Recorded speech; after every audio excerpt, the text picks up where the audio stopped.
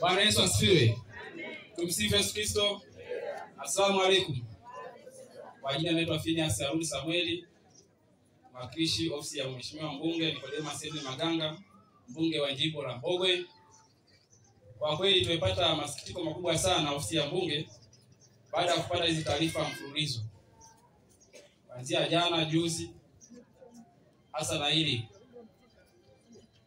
Baada ya hapo mheshimiwa ilibidi anipe maelekezo nije nishiriki na nyie katika safari ya kumsindikiza mdogo wetu. Kikweli ni pigo kwa sababu ni moja ya vijana ambao wamepita kwenye mikono yangu mimi binafsi.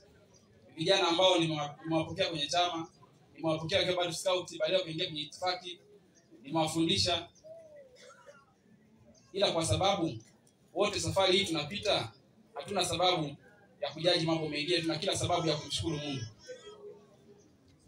Ofisi ya Mheshimiwa Mbunge inatoa kidogo tu lambi ambayo imeniagiza niweze kuiwasilisha kwenye familia kiasi cha shilingi 100,000. Ninaomba nimkabidhi mfiwa, lakini pia kwa muda huu tunaiomba familia kipekee kabisa tujaribu kumtanguliza Mungu. Sijaribu kusikiliza mambo mengine yote yale.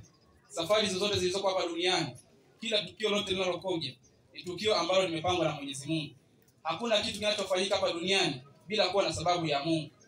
Kila kitu unachokiona kinatokea ni kwa sababu ya mipango ya Mungu. Sote tumekuja na sote tutapita na wote safari ni moja. Hivyo tuna kila sababu kwa huu muda tulionao kumshukuru Mungu na kushikamana na kumwomba Mungu kwa safari ya mwenzetu ambaye ametangulia, na sisi sote tutaelekea huko. Tofauti ni kwamba tunatangulizana, lakini wote tutapita na wote safari yetu ni moja. Tumsifu Yesu Kristo. Asante sana wa serikali maeneo ya Mbogwe. Karibuni sana.